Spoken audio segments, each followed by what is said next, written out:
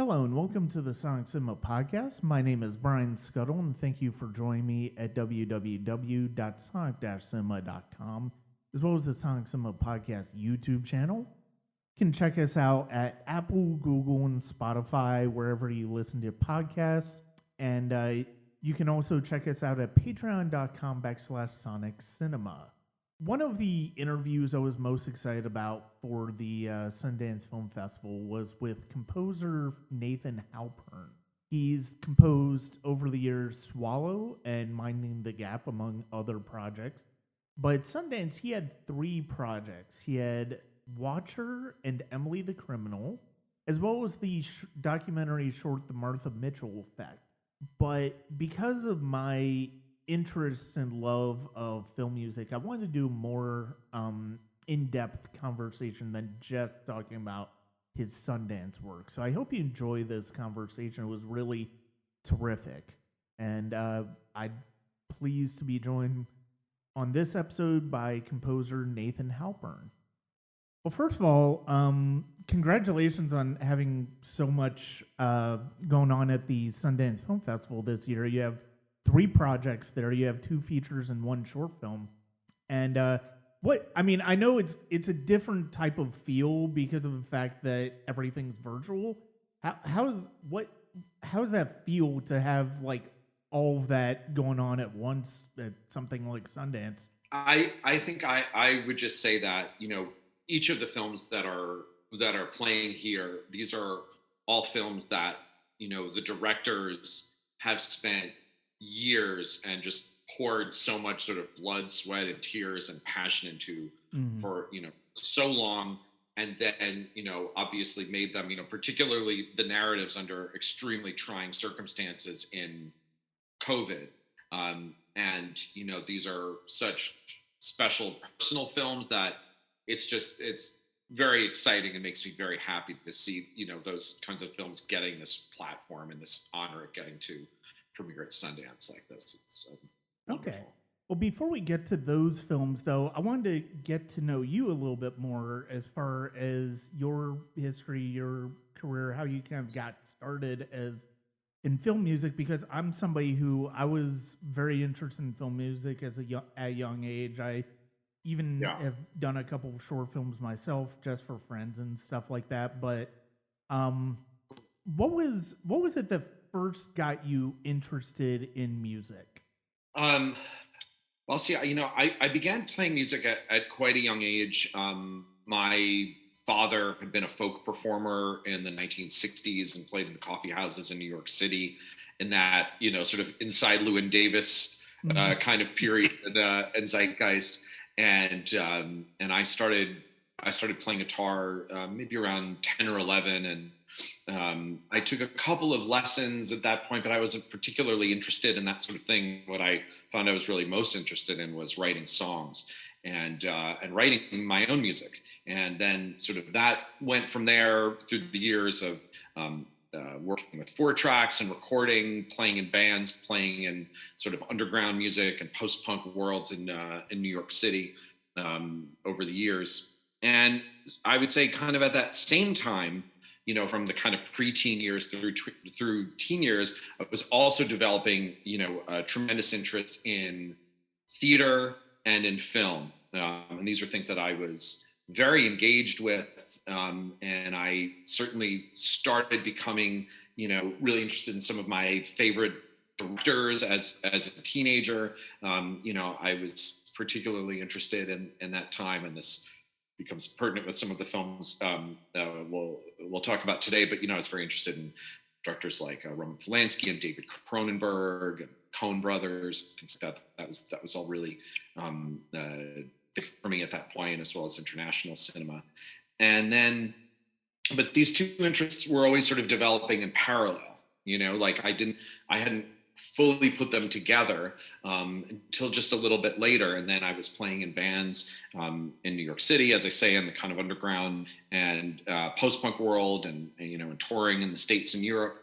But at that same time, when I was active in music, being active in music in New York City, I was also spending a lot of time very engaged with cinema, spending a lot of time at Film Forum in New York and at Anthology Film Archives and places like this, and that interest in music, that interest in film and music were happening in parallel. And my interest in film was sort of personal and aesthetic and soul enriching and all of that stuff, but was also a source of musical inspiration. And I'd had the experience, going back to being a teenager, watching films and having a real musical reaction to them, and just sort of being inspired to compose a piece of music or songs. I remember having this experience with Rosemary's Baby when I was 15 or 16, and spending all night, making music on the 4-track after having watched it. Night of the Hunter, I remember, another one. So I've always kind of had this sort of emotional and musical response, I should say, to cinema that really moves me. And then it was a little bit kind of after that when these kind of two parallel worlds for me started to come together, when some editors that I knew asked me for music for some projects they were working on. And then my sort of engagement in film scoring and directly scoring to picture went from there. Okay. All right. Yeah, I mean, Yeah. I know for me, especially once I really became fully in love with film music. I know, obviously growing up, I've watched movies like Star Wars, ET, so you get the John Williams aesthetic and all of that.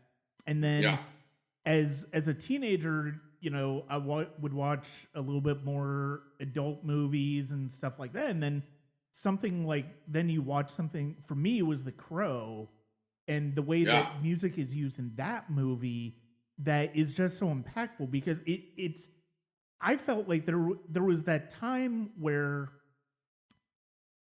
just it seemed like somebody was using music in a very different way than I was used to.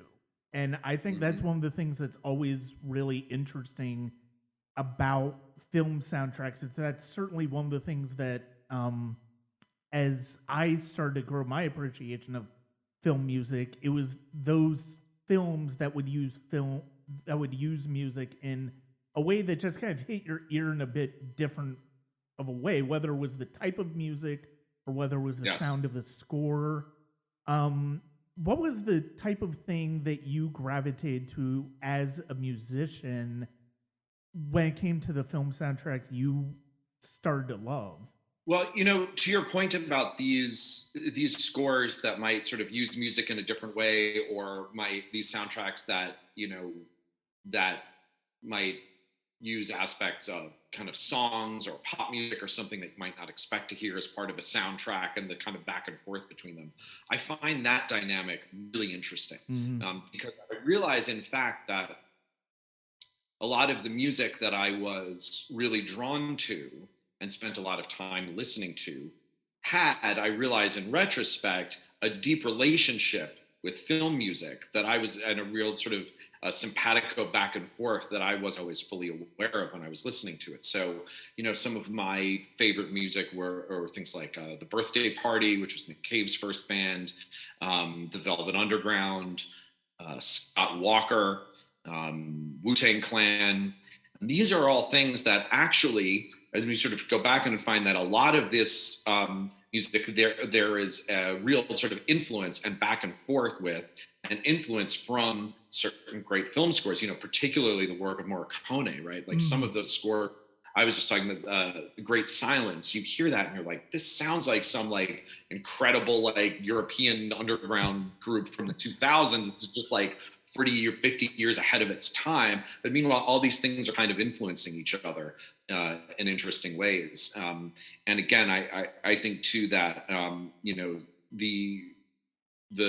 of the RZA production in Wu-Tang Clan is really important there too, and speaks to a lot of these dynamics where you're taking influence from kinds of sounds from cinema and then kind of recontextualizing them different ways and kind of reinventing them. I think that stuff is incredibly important, both for me and I think probably for a lot of people, whether they are aware of it or not. And so I think like I said, Scott Walker, Serge Gainsbourg, like these are people who, I realize now, like these are, artists whose work I loved so much, and their work was quite engaged in some form or another with cinema, with taking influence from cinema, being, with soundtrack, certainly like, the Gainsbourg album, Melody Nelson was in fact a soundtrack album. I mean, I didn't really think about that much when I would listen to it, but that was kind of designed for that, for this film that he directed, which I've never even seen. But so that interrelationship is pretty deep, and goes back in interesting ways. I'm sure we I did a soundtrack work for this show called Soundbreaking, and which I did with my friend Chris Ruggiero, and I think it was in that show where they discussed the idea that the Beatles production of the strings in Eleanor Rigby was influenced by the strings by Bernard Herrmann and Seigel. Mm-hmm. So it's terrific interplay that goes back that I really appreciate. Yeah, I mean, and it's one of those things that it's always kind of interesting to see. And to your point, it's always fascinating to see the ways that different filmmakers approach the use of music. And then to your point, you're mentioning artists who are bringing film aesthetics, film music into their art. And I mean, it's one of those things where it's like, there's certainly philosophical debates that can be had when it comes to remixing, but in a way, I mean, that's kind of it's one of the more fascinating things about cinema, because of the fact that you think about something like 2001, which takes iconic pieces of music from these great works of classical music and completely gives you a different context for them. And that's one of those things that's always really exciting. And it's interesting to see the way that music and film, I mean, even now, especially with the ability to remix different clips of films and stuff like that into music now in a more direct way, the way that's adapted over the years is really fascinating. Yeah, it absolutely is. It's funny you bring up Kubrick. Also makes me realize that I think another score, I think one of the first scores that I remember really taking note of was Clockwork Orange, which I saw when I was 13 or 14. And, certainly there's, these, right there, we're talking about sort of reconstituting these classical pieces, the sort of amazing electronic work of Wendy Carlos, and also some of the original music, and because there's some original pieces there too, that outside of the kind of reconstituting of the canonical classical work, and that stuff is tremendous as well, and I think was one of the first things that I remember really noticing and keying into. What is the big difference for you? Is there a big difference for you between storytelling when you're writing a song versus storytelling when it comes to doing a film score? Because I mean, obviously they're very different ways of telling the story, but ultimately the purpose is the same. It's a great question. It's so complex. I mean, what I would say is that one of the great creative and artistic blessings as a composer of getting a commission for a film score is that what you are being given is an inspiration to connect to. Because for me, in composing any kind of piece of music, you need that sort of that it's that prime mover of the emotional inspiration for it, which is your impetus and driving force to make you write this music or write this song in the first place. And of course it's not an accident why we have so many thousands of incredible songs about falling in love or heartbreak or something like this, right? It's like these experience of this intense emotion will drive this to be expressed in some way. And again, in the context of if you're getting to engage with a great piece of cinema, you are able to have your emotional reaction to this piece of work and then kind of process it and express it through that music. So I think it's that feeling of emotional inspiration, which is really shared here. Yeah, you've mentioned a couple of inspirations when it comes to people who've inspired you. Who are some other influences, whether it's songwriters, whether it's composers, that have inspired you over the years? I think some people that sort of I always come back to. I always come back to Bob Dylan. I always come back to Leonard Cohen. We talked about Birthday Party. Um, I think those are people that have been really key in many respects.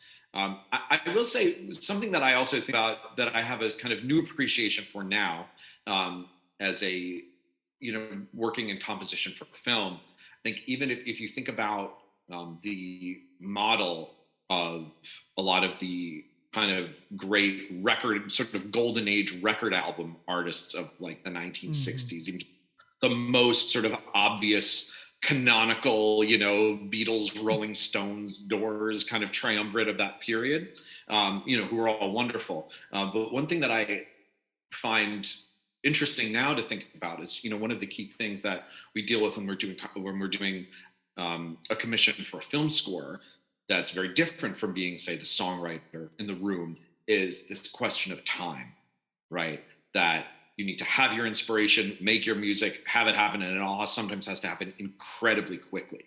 That has to be, you need to find in that not just that can't just be a stressful thing, right? That has to be something that you gain inspiration from, that's liberating, because as we all know, the songwriter, the composer might be laboring over the same 2 minutes of music for 10 years. You can't do that when you're doing these commissions, right? Yeah.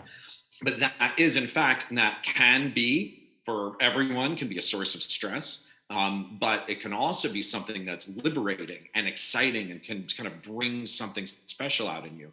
And interestingly, I actually think that if you look at, again, these sort of classic sort of golden age, record business rock bands of the 1960s, and these artists, they were in many ways working on this model. Certainly that's the whole Beatles thing, right? Like, oh, we got a couple of weeks here, like whatever you got to do, come up with something.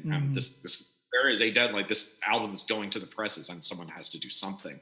There's a really interesting parallel to me between that and, this movie's about to be at Sundance, or this is being broadcast in 2 weeks, so like you can't just sit around and ponder it for years. And that to me is a very inspiring parallel. Okay. Is there anything in particular that you gravitate towards when it comes to if somebody approaches you with a project that they want you to write original music to? Is there any particular type of stories or different types of films or TV that you gravitate towards more often than not? It's a great question. I would say, on the one hand, more broadly, it can be quite varied in the sense that, I've scored things that are so vastly different in style and sort of content of story. But what I would look for is if this is something that there's a passion behind, if there's something where there's any kind of sort of special aesthetic, sort of cinematic idea behind it, or sort of really interesting socio-political or psychological idea that I connect to, that inspires me, then that could be so many things. And I love the idea that, you could find inspiration in so many different types of stories and styles. That said, there have been a couple of films recently which have been, for instance, something like Watcher or something like Swallow, in which some of the particular sort of genre and influences of the films, something like, Watcher, so many of the, or at least some of, Chloe's inspirations were, things like the works of Roman Polanski and David Fincher, and, some of those films are my favorite films of all time. So, certainly something like that, even though a film like Watcher is very much its own beast, having some kind of spiritual connections to these other archetypes that, that have meant so much to me. That's also really cool, and is quite exciting. But again, at the same time, I am also very much excited by newness and something that, if the vision behind the movie is provocative and authentic and truthful and fresh, and has some real kind of attitude and excitement behind it and some new ideas, that's, always, the most exciting. And that can come from anywhere. Yeah, it's especially as a, I mean, it's one of the more daunting things, and one of the things that I think some people come to, especially some people who really study film music and study the filmmaking process, appreciate, but maybe people Yeah. outside of that process think about, is the fact that as the composer, you're basically going to be the last person bring their art to that process. And it can be pretty, I can imagine it's pretty intimidating for a lot of composers. And it's one of those things where you feel a tremendous amount of that pressure, like you were talking about, not just in terms of the time deadline that you have, but also the pressure to make your contribution to this person's art as important, and ultimately will be, you're going to be one of the ones that, because of the emotional nature of music, that's really going to be kind of a make or break situation for yourself as well as the film. Yeah, that's certainly true. And a thing that I really love is that, so many of the directors that I work with, I know how much music means to them personally, just personally and artistically, just as cinema means so much to me as a composer. That Mm. so many of the people will be writing their screenplays and listening to music and kind of taking inspiration from that vibe as they work on stuff. So I love that interplay. I also love the fact that there, of course, schedule wise, there are all different ways in which someone can come onto a project as a composer. Sometimes you may be attached to it early on, but not really write any music until much later in the process. But I have had some occasions in which early on, when people are shooting, I might just, with a general idea of the film, compose some music, very loosely and impressionistically, send it to the production team, just kind of as an exercise. But there have been occasions in which I've done that, and then people wind up, editors wind up cutting some scenes to that music, and it all starts to kind of inform things, and we go back and forth. And then, of course, there are other times when you may be brought onto a project, kind of at the last minute, and it's just you see the thing and run in and do it. Or there might be other times where somebody may have heard some other of your works and say, I was inspired by this, or maybe I was listening to some of this music while I was writing the script, and I'd love for you to score the film. So there are all kind of interesting ways that those go back and forth. Mm. But directors and there are, I think, so many, probably most of really great directors have a real feeling for music, and it really means a lot to them personally. Yeah, and I think at this point it'd be good. We'll go ahead and transition into you, because you have 3 scores for films that are playing at Sundance. You have 2 features and you have 1 short. You mentioned Swallow earlier, which was really a terrific film. And it's funny, watching the 3 films that you have at Sundance, which are Watcher and Emily the Criminal, are the 2 features, and The Martha Mitchell Effect is the short. The thing that's actually kind of part of the reason I asked the question, as far as whether there's anything in particular that you gravitate towards in specific projects, is because it's weird really thinking about all 3 of these movies, as well as something like Swallow. They all have female protagonists that we come to feel very empathetic about. And, Swallow certainly is an example of that, as well as a body horror movie, but it's ultimately the psychological aspect of it that we come away from most. And in a way, Watcher's kind of the same way. So that was kind of my reasoning for asking that question, because of the fact that it's just kind of interesting that you happen to have all three of these projects. They're premiering at the same time, and they all happen to feel very empathetic towards the females at the center of them. Yeah, I mean, I will say that there are a few key things that I was really think about in doing a film score, and that I was really come back to. One of them that I think you're pointing to here, and that certainly these scores have in common, is the idea that what's going to really motivate the score, and these are all things that were discussed heavily, with particularly with Chloe, director of Watcher, and with John, director of Emily the Criminal, was the idea of the emotional point of view of the protagonist, and that a really essential thing is, and kind of function of the score is to take us in to this emotional point of view and this psychological interiority. Mm. That was absolutely also a key thing in Swallow as well.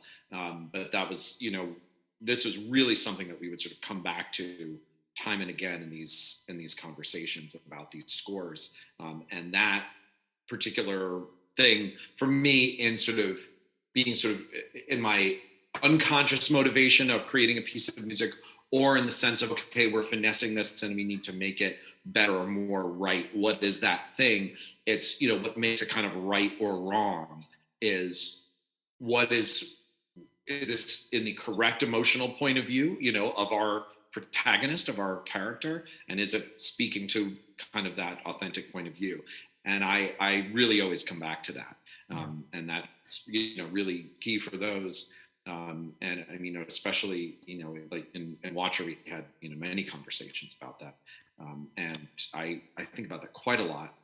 And then, the broader piece that I think about a lot as well, which is a bit more abstract or kind of touchy-feely, is the more question of, like, what is the tone of this world, like this cinematic experience? What kind of world are we in? Mm.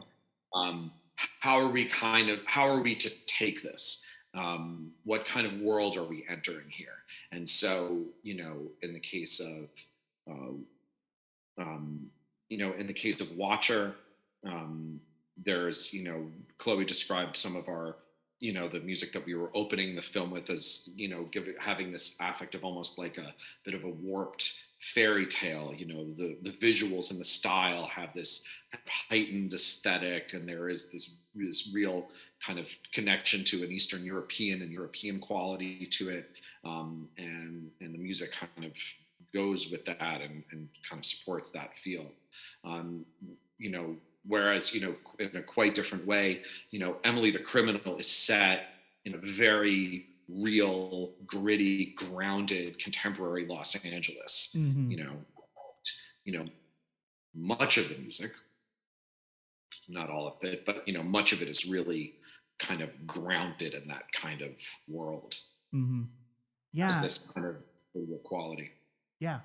And it's funny that you mentioned that sort of fairy tale quality about Watcher, at least especially the beginning, being in a different country. It's funny that one of the first things I wrote down when I was watching that one was I distinct, especially at the beginning, I get distinct feel for like Bernard Herrmann, Jerry Goldsmith type inspiration in the way that the scores started to build, and then as her mental state gets more and more frayed, you bring in more dissonance, you bring in more electronics, and I love when people use electronics in film scores. It's one of my favorite things to listen to, and Yeah. especially when it doesn't feel like, oh, they're just doing it as a way of keeping the cost down, and oh, this is very obviously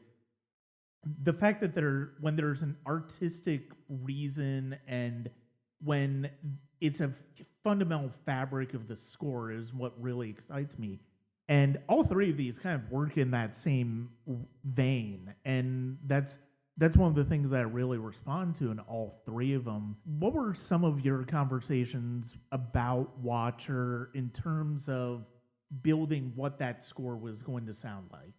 So as I say, the thing that we talked about the most really, and I sort of referenced this already, but we had the most conversations about the character, our lead character Julia, in each scene, how she was feeling, what her level of fear was, what was her emotional state, and Chloe had thought about this in such detail. And in the case of, of each piece, as I say, when I was either going to score it or kind of getting into it, that was the really key and inspiring piece to really think about and really drove things. And I think, and again, it's a bit of a vague and impressionistic thing, but even in the electronics and stuff like that, there was always a bit of this influence of this kind of Eastern European Soviet bloc kind of sound, the types of synthesizer sounds that we were using and the way in which we were treating them, had a bit of this, sense that this was technology this was not new technology. This was technology from the 1960s and then early 1970s. And this kind of Soviet era of stuff. And of course, there are these great Soviet synthesizers, and I think those things really kind of blended together. And I think also, there are times in the score where you might hear a piece sort of pointed out. You might hear a piece of a thematic idea played in a very fragmented, abstract sort of way through some very warped synthesizer, and it's almost barely perceptible. It's like the hint of a melody. And then later, as the score goes on in the kind of the later minutes of the movie, you might hear that theme much more fully stated on strings and piano and things like that. And now it's something kind of implied or in the back of the head is now becoming more explicit. That which was implicit is now becoming more explicit. And that, of course, speaks to this dynamic of the film and this sort of anxiety and this paranoia and the sense of she's never, 100% sure of what exactly is happening. Yeah. That was an intro that we really enjoyed. Yeah, and one of the things that I appreciate about these scores, and I mean, even Emily the Criminal, which does definitely have some more traditional action beats and more traditional set pieces. But one of the things that I really appreciate about both of those scores certainly is that they're very muted. They're very muted for the most part. They're very much, you're getting the feeling of suspense and tension that you're supposed to be feeling, but they don't go for the big emotional, big moments like something like Psycho or something like, a traditional, or even something like Goldsmith would do. They keep very much to the surface, and that's one of the things that I really appreciate about listening to all of these, and especially with something like Watcher, where you are building to this moment, this climax, where in building and continuing to build, where you're still not completely sure, you're fairly certain that that what she's feeling is very much correct, but there's also a sense that you can't necessarily help but think, well, is she over exaggerating things because she's isolated in this new country? And I think that's one of the more interesting aspects of the movie and the score. Yeah, that's right. And I think that for Watcher, and again, this is a philosophy that I would apply really to any score, is that I don't want to, and this also comes, I would say, also from both from Chloe's direction and also from my own taste as a viewer. The audience, you want the audience to make their own decisions, come to their own conclusions about what's happening. I don't want to come from the outside, and you don't want to ruin it for the audience by coming in and here comes the composer saying, here's what's really going on. Yeah.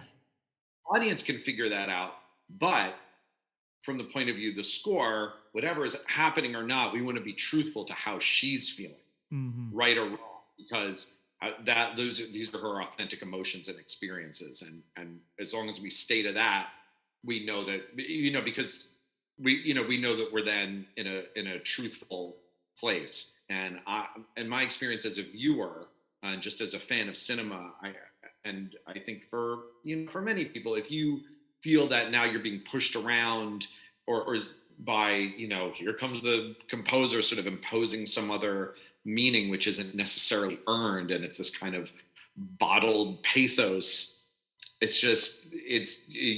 Unconsciously rebel as a viewer, and you just become irritated. And that's just even just my tastes, just as someone watching film.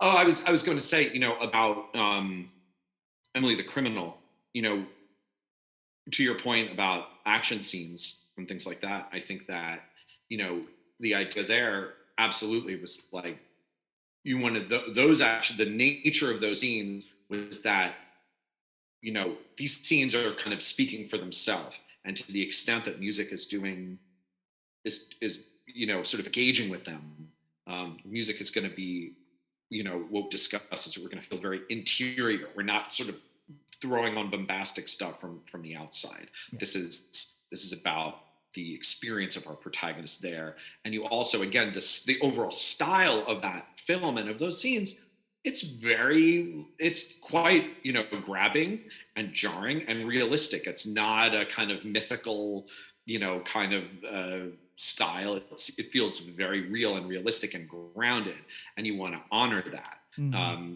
And then, and then conversely, sort of the moments in which we kind of step out a little bit more musically in that film are moments in which we're with Emily and her feelings and her emotions and her reflections on kind of her deeper emotions and some of the deeper themes of the film. And there are a couple of moments in which the music really kind of engages with that a bit more, because on the one hand, the film is very much a thriller, mm-hmm. and it has that aspect. But on the other hand, it is a story that is also timeless and universal, and a coming of age story and a self-actualization story. And these are human experiences which are not specific to just these circumstances and being in Los Angeles. These are eternal.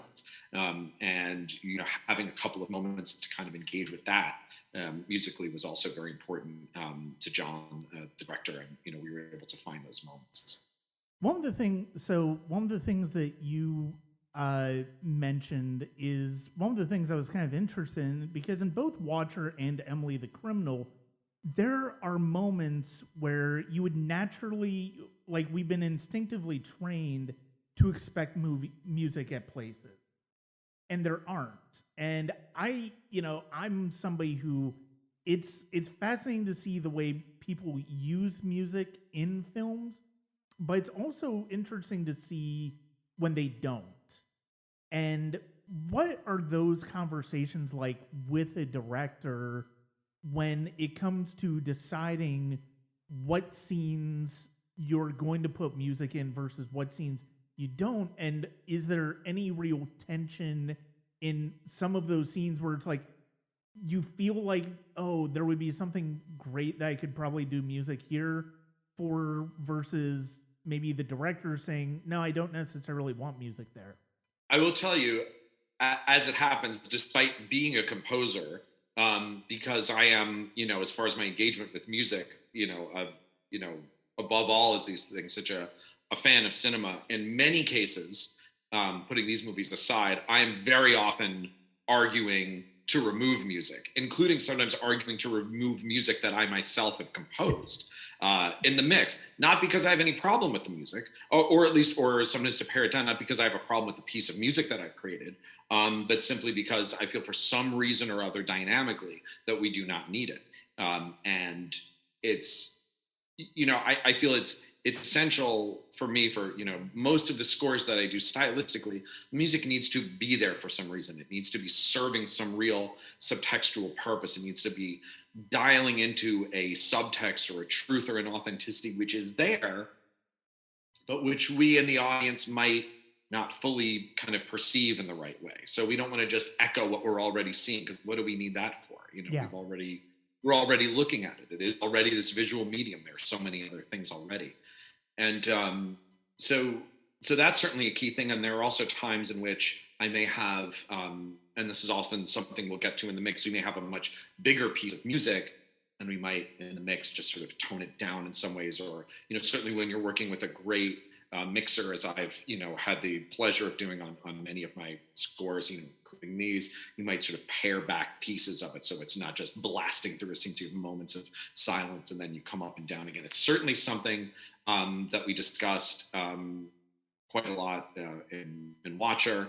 But I'll also say, these are films that had both, really terrific sound designers and sound mixers, but also these, both Chloe and John, these are really great directors who have a great sense of cinema and the general kind of architecture of, how music is going to be used and how we'll kind of go back and forth with, they had a great vision for, and these are things we were very much on the same page about. But usually when it comes to that conversation, more often than not, I would be the one arguing to remove something, not to add it. And there are times when like maybe we'll have spotted something and I'll say, I think we should try something here. But usually, but I err on the side of being more conservative about that sort of thing. Yeah, I mean, certainly less is more. I think in a lot of cases, I mean, especially in cases like these where so much of the story is visual and so much of I mean, obviously cinema being a visual medium, I mean, that's natural, but the fact of the matter is, it's like you do have moments where it's like, just like not having dialogue in specific moments impacts a moment, not having music impacts a moment as well. And so, yeah, I mean, I do kind of understand where you're coming from when it comes to the idea that, yeah, maybe we should pull back a little bit. Going back to what you were talking about, you were talking about sort of the style of synthesizers that you were inspired by when it came to Watcher. It's funny with Emily the Criminal. One of the things that really was going off in my head watching it, I was thinking of Heat and I was thinking of Drive, which are other films which the scores and the use of synthesizers is very distinctive. When you get a film like that where it's like there's a particular sound, because obviously not all synthesizers sound the same, but is that something where you are building off of your own experience of music of that era, or do you have to search out sort of inspirations to sort of get an idea of what that sounds like in your head? Two things I would say about that. One is that for a lot of when we get into sort of specific sounds, I feel like a lot of that tends to be quite intuitive. Like you're just kind of doing it. It's almost kind of in the back of your mind, and you can just looking at the image, and you can just feel, oh, this kind of feels right in this world, and this doesn't feel so good. And a lot of these even conversations about sound are happening kind of, semi-subconsciously sort of in the back of the mind. And I'll add that, I did a lot of work with my good friend Chris Ruggiero on a lot of the synth work and sounds in Emily the Criminal. But I would also say that actually what I was thinking about more than any of that, as far as say the sort of tension or action kind of aspects of the film Emily the Criminal, was a bit more conceptual and more philosophical. So actually the thing that I thought about quite a lot, even though sonically it's completely unrelated, was No Country for Old Men. Because there, and it's the principle of it, not so much the sounds, but just the principle of the idea that you have there are moments that can be of great tension, and knowing that if, in that film, which is this, great work by Carter Burwell, that they're avoiding breaking the tension by having some sort of explicit music on top. That the way, given the cinematic language of that film, and it's a different sort of thing from Watcher, but in that kind of thing, if you start putting something else on top, it's going to kind of break the tension. And there's a kind of fourth wall dimension, and we're no longer going to feel like, oh, this is real. We're in this moment of tension, and it will become less tense. And so that principle of we're going to use music, but it's, in some of these moments again that are more tense, this should be more felt than heard. You when you're in those scenes, and again, it's not always the case. This does by no means does this apply to every film or every scene, but for some of these scenes in this film, you don't want to suddenly be like, oh, here comes the composer. You want to be really in this world with the protagonist, and it's meant to feel kind of realistic in the classic sense. Yeah, No Country for Old Men is a really great comparison when it comes to both of these films and their use in its use of music. And yeah, you're absolutely right. That's definitely one of those films where you may not necessarily think about it in the moment of watching the film the first time, but then you go back and it's like, well, wait a minute, where's the music in that? And it's so subtle that it's like you don't necessarily think about it, but you also think, well, wait a minute, there's so many times in that movie that didn't require music that is it's always exciting, and it's that was as actually very it's I didn't really think of that comp, but yeah, it's definitely a strong one. Transitioning to your third film, which is a short film, The Martha Mitchell Effect. What is there any difference for you transitioning, because it's not certainly not the first documentary that you've done, because he also did Minding the Gap, which I absolutely adore.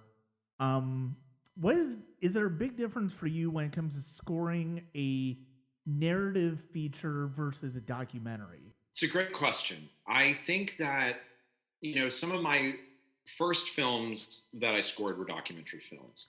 And I found it really interesting and exciting. And what I found was that there was, in fact, an opportunity to apply on some level some of the kind of same fundamental principles that I'm really drawn to in narrative scoring to documentary film.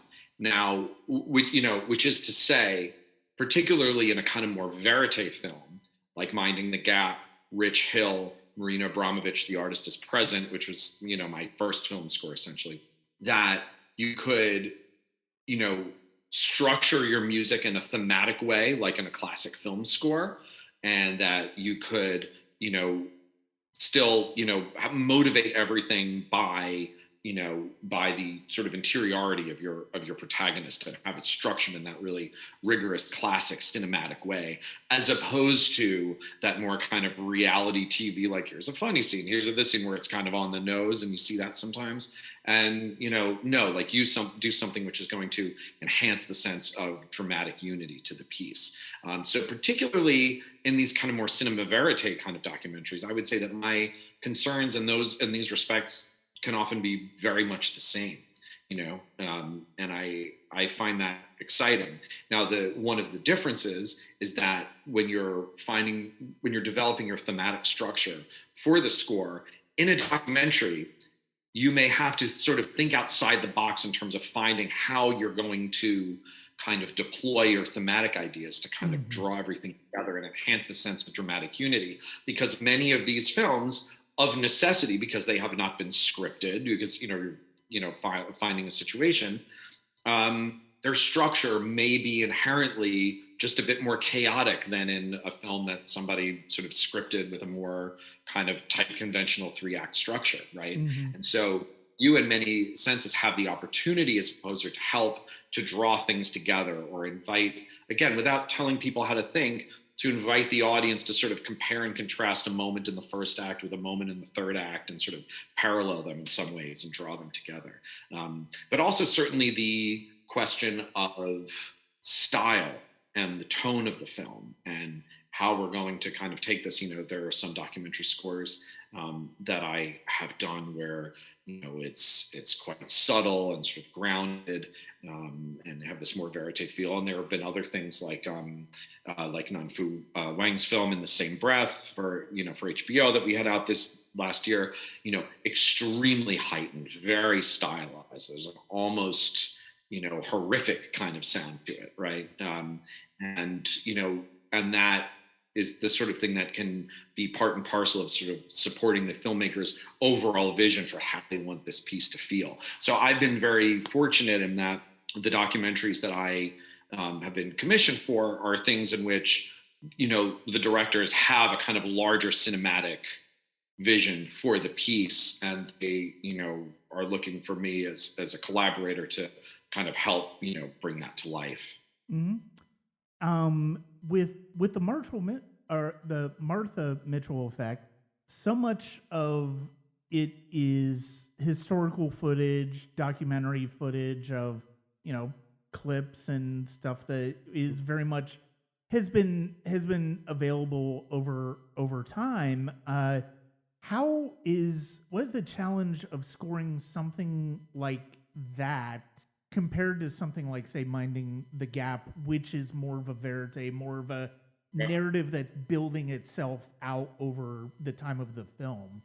It's a great question, and I would say it's very much a technical matter, which is to say, in a more verite kind of film, um, you what I will often do, and this parallels something even like Emily the Criminal or Watcher. You might be selective about which sort of, let's say, it's kind of dialogue scenes you're scoring, right? You might score some of them, but you don't have to. It's like you're scoring them if there's something to be added. If there's nothing to add, you might opt to stay out of it so as not to overdo it. And then in a film like Emily the Criminal or Watcher, we are kind of going more all out and bigger and stepping forward more in the music and these more personal, subjective moments and moments of montage where we're alone with the character, right? And that's where we really kind of come forward.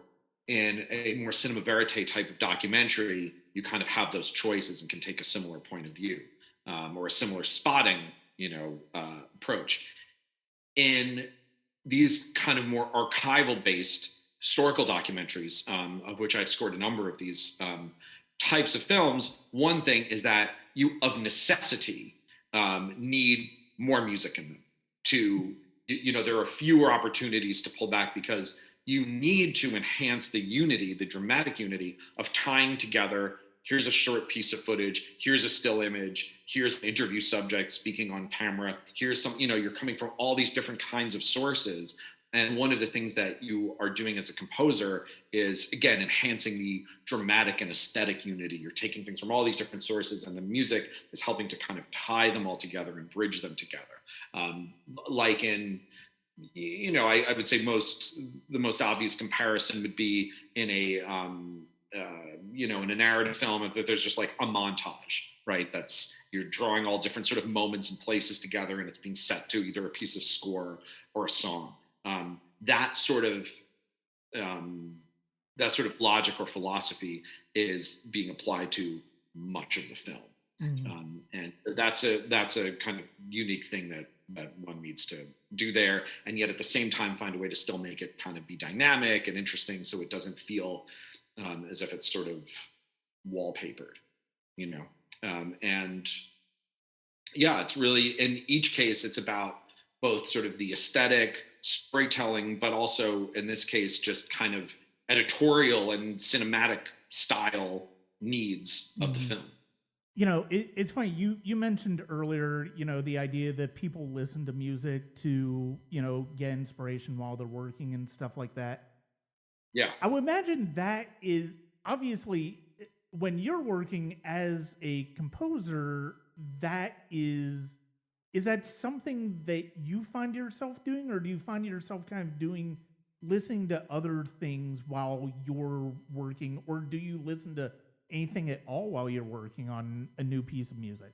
I'd say that I probably don't listen to too much while I'm working on it.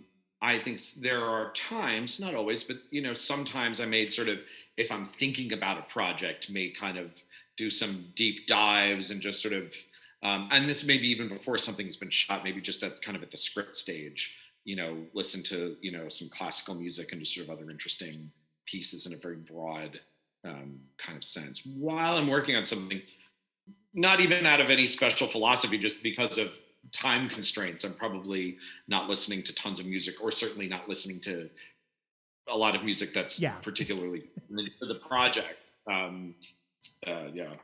Are there any film composers now, or like who are some of the composers that kind of inspire you now? Well, I mean, one thing that I would definitely want to mention is, certainly in making music, going back to the days of playing in bands, something that I am, of course, very inspired by some of the people that I will play music with, Mm-hmm. and will, continue to do work on my scores with. Certainly my very good friend Chris Ruggiero, who has worked with me on so many of my scores, sometimes as a co-composer, or we've collaborated on additional music or on other production. He was very involved with the score in Emily the Criminal, for example, and is also one of the composers on the Netflix short doc, The Martha Mitchell Effect. Mm-hmm. We always have a great time working together. And also Robert Peixior, who's a great composer and string player. He played the strings on both the Watcher and on Emily the Criminal, and also was one of our composers on Martha Mitchell Effect as well. Okay. And he plays strings on almost every score that I do.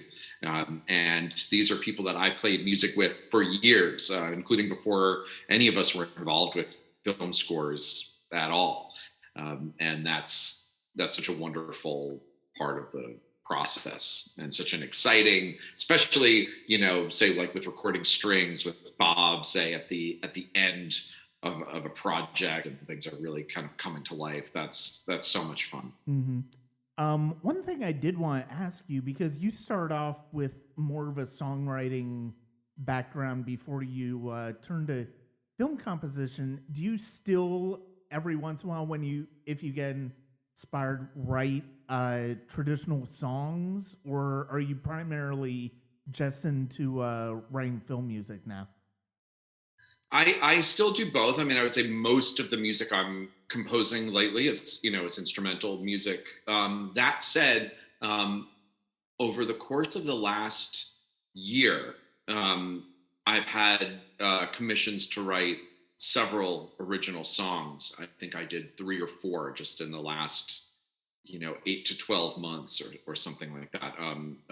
A number of them for wonderful director Oliver Fox Lerner, who's a very good friend of mine. And we did a number of pieces that were sung by Emily Forsyth. One was this kind of Velvet Underground influenced kind of song. Another, a more almost kind of period early jazz vocal kind of piece. And another song that we just finished putting in for another film, which I was singing actually, which was a kind of darker, interesting song. So that's been a really wonderful thing, kind of engaging with that as well at the same time, and it is nice to do both. Okay. Definitely. All right. Where can people find your music in addition to the scores for the films that you've composed? Quite a lot of the music is available on Spotify and these, all of these various streaming services to one degree or another. We starting to do some physical releases.